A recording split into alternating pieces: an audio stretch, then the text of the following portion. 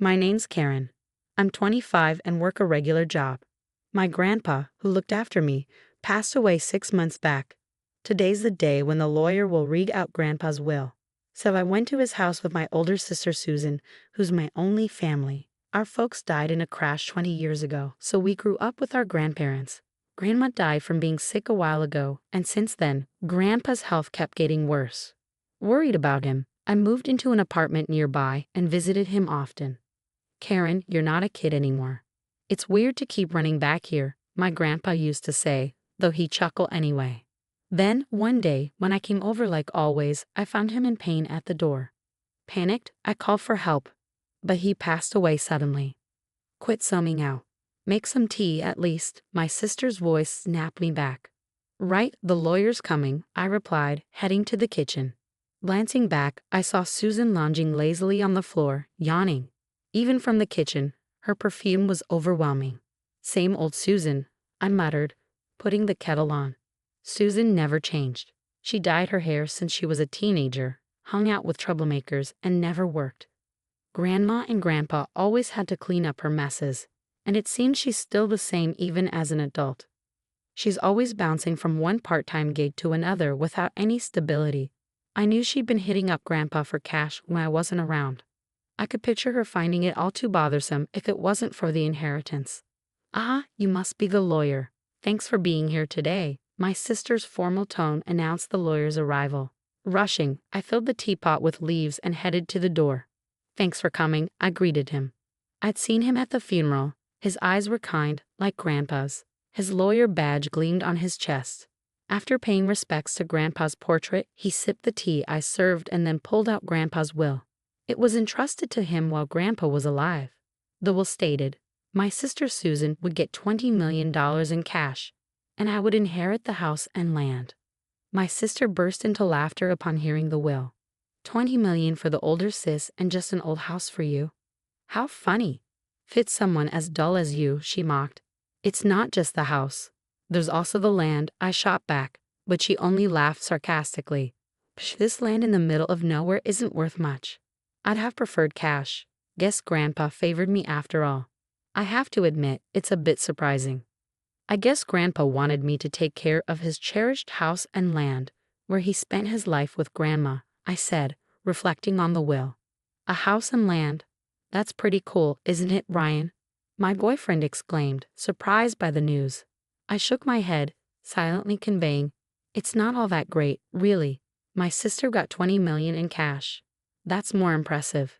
Saying it aloud felt empty, even though I was just being honest. Wow, she's got looks and money now. She's on a winning streak, Brian remarked, unaware of how insensitive his comment sounded. Catching my glance, he quickly added, but your happiness means more to me than any money, Karen. Brian and I have been together since I started working. We met at a party, and being the same age, we hit it off. I've introduced him to my grandpa and my sister. Though he hasn't popped the question yet, I've been thinking about marriage. Today, on our first outdoor date, I ended up sharing the news of my inheritance with Brian.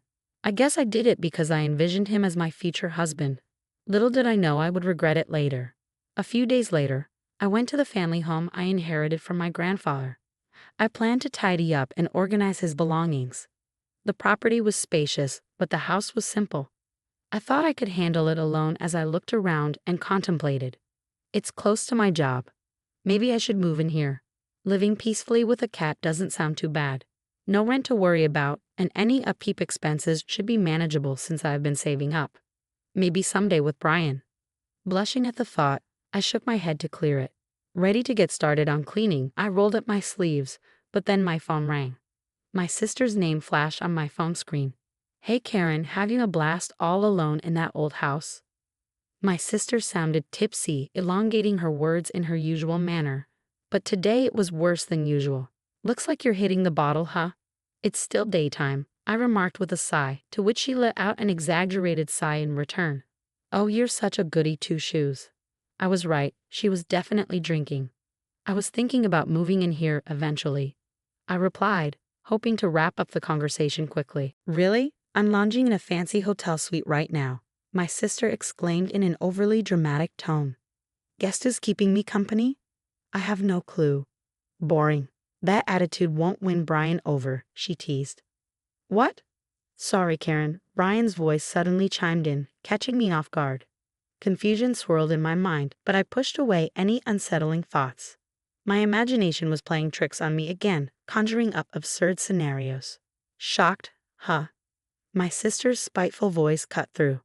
Ever since you introduced him to me, I thought Brian was quite a catch, she bragged, recounting how she'd been drawn to Brian since I introduced them, how she found out where he worked because of me, and how she'd approached him as soon as he finished work. He had eagerly gone along with her, telling her she was far more attractive than me. I listened in disbelief, unable to find words. Karen, I'm so sorry. Brian's voice came next. Please tell me this is a mistake. I tried to speak, but he continued. As a guy, I couldn't pass up the chance. I do feel guilty, but come on, who can resist a beautiful woman with $20 million, right? His words, asking for understanding, left me feeling drained of emotion. A chill washed over me, as if all warmth had been sucked away. You know what? I don't need a man like you, I declared. My sister's laughter echoed loudly in the background. The voice on the phone reverted to hers. Well, that's the way it goes. Let's not pretend to be sisters anymore, okay? I don't want you running to me just because you're broke. With those cutting words, she hung up. Overwhelmed by delayed emotions, all I could do was cry out. It's been 5 years since then. A cat was curled up on my lap, peacefully dozing in front of my laptop. It purred contentedly in its sleep. Today was my day off, but I still had some work to finish up at home.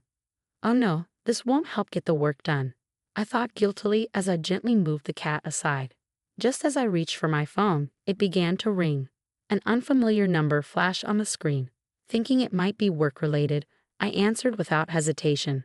Hey Karen, it's been ages. The voice on the other end greeted me, instantly recognizable as my sister's.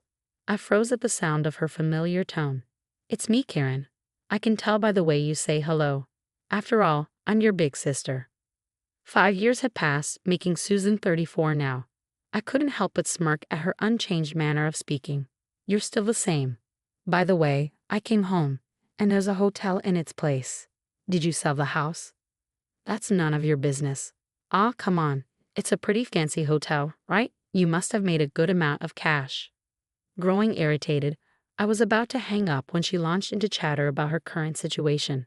According to Susan, she'd blown through the inheritance in just 2 years and now found herself in significant debt. Even Brian, who she was still with, seemed to be struggling financially. I was left speechless. Honestly, I couldn't care less. Sorry, but that's not happening, I replied calmly, despite Susan's yelling. I had always questioned why Grandpa had divided his estate that way. But on the day you took Brian from me and cut ties, I finally understood. I began to speak slowly. 5 years ago, when Brian ended things, I was devastated. After sobbing my heart out, I sat numbly in my room, lost in thought. I'm such a fool, I whispered, tears streaming down my face once more. My gaze fell on a painting I had crafted as a child and given to my grandfather. He had cherished it, framing it and displaying it with pride. With shaky hands, I retrieved the painting. Grandpa, as waves of nostalgia and loneliness washed over me, tears blurring my vision, I noticed something fall from the back of the frame. Picking it up, I realized it was a fresh sheet of notepaper addressed to me. I remembered how, as a child, I used to stick notes on the back of that frame, exchanging secret messages with my grandfather. It was like our family journal. Knowing I would inherit the house, he must have assumed I would find this note. I was grateful I noticed it. The thought of leaving it unnoticed sent shivers down my spine. To Karen, the letter began, dated just before my grandfather's passing. I knew you'd find this letter eventually. You're probably wondering why I divided my estate this way, giving cash to your sister and leaving you the old house and land. It may seem like I favored Susan, but that's not true. Despite appearances, I wanted to leave most of my estate to you, who cared for me until the end. Finally, everything clicked into place. Despite Susan's words, Grandpa valued me more, huh? I'm sure Susan's cruel remarks hurt deeply at the time. Despite my greater love for Grandpa, a pang of jealousy, I continued reading the letter. But Susan wouldn't be satisfied with a fair split. This girl, even as her grandfather, I must admit, she's terribly greedy, just like her grandpa. She even stole my boyfriend. That's what I want to tell him deep down. I thought to myself. That's why I set things up this way. At first glance, Susan may seem to have gotten the better deal, but she won't pay much attention to your share. According to Grandpa's letter, the value of this land in our area keeps increasing due to ongoing urban development. It may not be worth Susan's $20 million yet, but its value will surely rise in the future. As I read further, my eyes widened in surprise. You can live here if you're attached to it, or you can sell it when its value rises enough to make a good profit. All I want is for you to be happy. After conveying the letter's content, Susan clicked her tongue and muttered, "Old hag." I did live in that house for a while, but when I got married, I decided to sell it, just like Grandpa's letter suggested. The land value had risen enough by then. "I'm not lending you any money," Susan said, sounding frustrated. Then, as if struck by an idea, she added, "Hey, how about this? I'll give Brian back to you. Help out your sister. It's a good deal, right?" In that moment, something inside me snapped. Enough is enough. Grandpa took care of you, and yet you've shown no gratitude. I'm disgusted by that. You're not my sister anymore, and I'm already married. I don't need Brian, and I don't even want to see his face. Stay out of my life for good, I declared before hanging up. I quickly blocked her number, and my cat, sensing the tension, retreated to the bed. I scooped up my cat and whispered, "I'm sorry." Soon after, Susan and Brian barged into our old house. Were they trying to return Brian to me? They seemed to have misunderstood something, yelling about being my family, even though I had already sold the land and had no ties to it anymore. It's pretty straightforward for those two. I sold the land, and an inn was built on it. Therefore, I must be the owner of the inn. Naturally, the staff reported them to the police. They were arrested for damaging several items in the inn.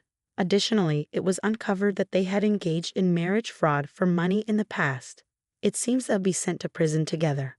I was also questioned by the police, but I quickly proved that I had no involvement. Since we were estranged, I was released. As my husband and I were leaving the station, we heard shouting and turned to look.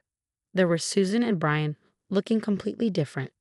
Thankfully, they didn't notice us. Both of them had disheveled hair, worn-out clothes, and looked nothing like the people I remembered. Especially Susan, who never went without makeup and stylish attire, looked drastically different.